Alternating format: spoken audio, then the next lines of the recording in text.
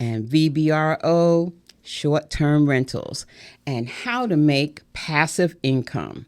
So boomers, how many of you are retired and have homes where you have an extra room or two, or even have houses where you have rented long term, but right now you feel like you could use some extra money? Well, when you do Airbnb and VBRO, you can make a lot of extra money. But it's called, let's get it right, short-term rentals, because that's what it is. It's less than 30 days that you rent to people. And my story is this. I've had a few houses that I've rented long-term. And a few years ago, 3 years to be exact, I didn't know what to do with myself, whether to sell the houses or continue renting. And my dear brother, my baby brother, gave me a suggestion. Why don't you do short-term rental? And I'm listening to him, and I'm like, you know what? That might be something that I could do. It's different from long-term. You get to talk with your renters. You get to see different people come and go. And so I went into it. So let me tell you what to do, where to go, who to talk to, that kind of stuff. So short-term rental, you are the host, and you go on platforms. So what is a platform? They have two platforms, Airbnb and VBRO. And those platforms will vet the people. They pay for the insurance, which you pay as well, and they get the people for you, and the people register. So they make it easy that way. You don't have to go on places and look for people, because they have the people for you. And the type of people that they get are people looking for, they're looking for vacation homes. They might even just be looking for a place to stay while they're working in the area, such as a room. Okay, some people rent rooms just for 3 and 4 days because they live, let's say, 2 hours away from their job, and going home sometimes can be, driving home for 2 hours every day can be taxing. So they look for a place, a room. And then you have people who rent because they're on vacation, or they come in here for coming to places for weddings, gathering with family, what have you. And these are the type of people that come to rent. Also, you have to be mindful of where you're renting your Airbnb from. We're here in Central Virginia, and so people that come to Richmond are not beachgoers, okay? They're coming here for something specific, and that could be for family events or something that's going on in the Richmond area. So you make your passive money through these people, and it can be from a whole house, renting the whole house, or renting a room. The room, as I said, would be through people who are looking to work, and the whole house is for families. Your house doesn't have to be huge. You could have a 3-bedroom, 1-bath house, such as or you could have an apartment or a room. But when you start this business, you want to make sure to go through things correct, such as registering with the city that you're in, and making sure that you're following the laws and the regulations and paying the fees that you need. Not all cities have the same rules and regulations. So you have to do that research. You have to get out there and find out what you need. If you're renting an apartment and they have HOAs, which is homeowner associations, you have to find out their rules. They may say no subleasing. So that's on you to do your research. Then you want to start by going on the platforms. And when you go on the platforms, it's pretty easy. Just be ready to submit what they need. And one of the things they need is a bio of your home, the place that you're renting. So you need to describe what it is, what it is that you're renting. Is it a 3-bedroom, 1 bath? Is it in the country? Is it a beach home? Is it a college town? You need to describe, be specific. And then when you do that, you want to go on into pictures. Now, everybody loves pictures, but your pictures should support what you're renting. And you should have lots of pictures. People sometimes are very visual and they want to see what you have. So take your pictures.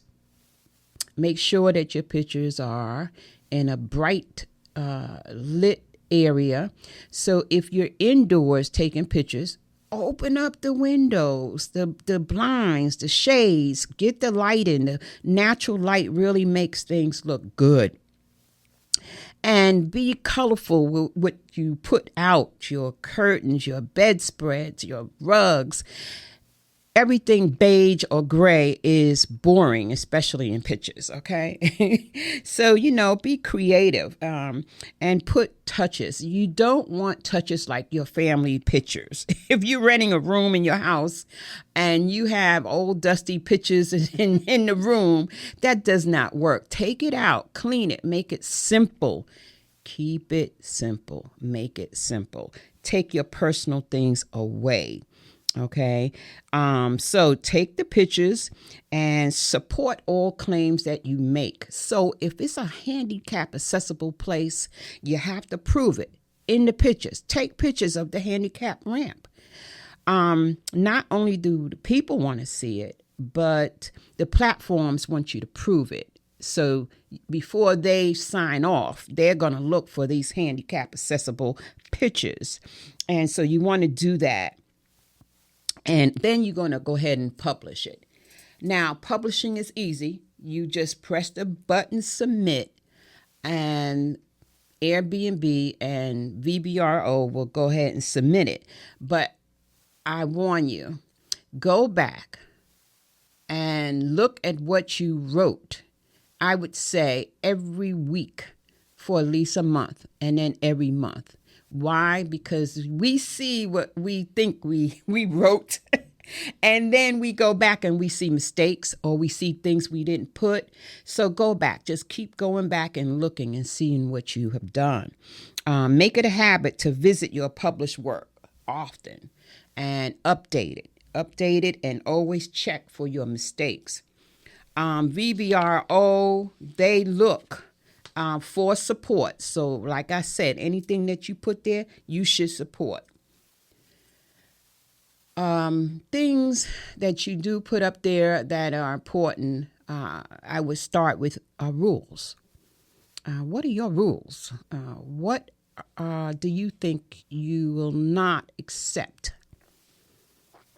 Well, you need to post those rules in several places, in the platform, and in your house or the room that you're renting. One of the rules that I have is no smoking. Now, people do want to smoke, and I've learned a lot by doing this. The people who smoke these days are boomers. They smoke. The young folks do the vaping, and the older folks still smoke. But you have to be specific with them, and you have to give them some place to smoke. Okay, so have a sitting area outside. Nothing wrong with that. In the back, in the front, have a nice sitting area. People enjoy that. And they like to sit and socialize and smoke. So give them that and take a picture of that. Because if they're a boomer that want to smoke, they want to smoke. Give them a place to smoke. Also, vaping, you treat that as smoking. No vaping in the house. That's my rule. So if that's your rules, fine, but you have to post it in several places. Pets. Now, this is a money maker, but it can also destroy your property. Pets, dogs, cats, birds. I've had a lady want to bring 3 cats. Okay. She wanted 3 cats. And I'm like, what in the world? Why? I had to find out what her story was. And it was that she had 3 cats that were in a cat show. and she was bringing them. They had their boxes, their food. They had everything they needed, and they weren't the type of cats that roam around. They, stayed in their pet cage. And I end up going to the cat show because I like cats. And I had to see this cat show, and it was pretty cool. So yeah, you're going to get all kinds of requests for pets. And if you are able to do pets, it's mostly dogs, but you want to have a fenced-in backyard for them.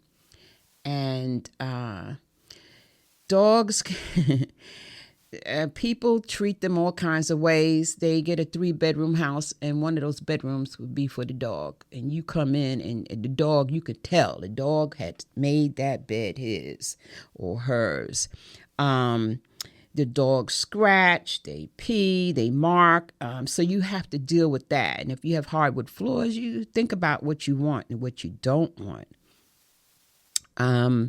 But if you want it, do know, because many short-term rental hosts do not rent to people with pets, that if you are one that rent to people with pets, you're going to make money. And you can demand that money. But you're going to spend that money too when it comes to cleaning and getting it together. So pets is something to think about when it comes to your rules. And another thing is, it's not a rule, but you want to have the place decluttered. Okay, so a lot of us, if we rent rooms, we are in our house, we've been there for 15, 20, 30 years. We're boomers. I'm talking to the boomers. And you have many things cluttering your house. You're fine with it. You live with it. It doesn't bother you. But when people walk in and they're renting a room and they see all of this stuff all over the place, they're not feeling it. And that will lead to bad reviews. Now, I haven't mentioned anything about reviews, but reviews keep you going. And if you get reviews talking about places not clean or it's cluttered or whatever like that, too many reviews like that will ruin you. It can, it can ruin you, but it can also slow your business down. So with that said, for the love of baby boomers,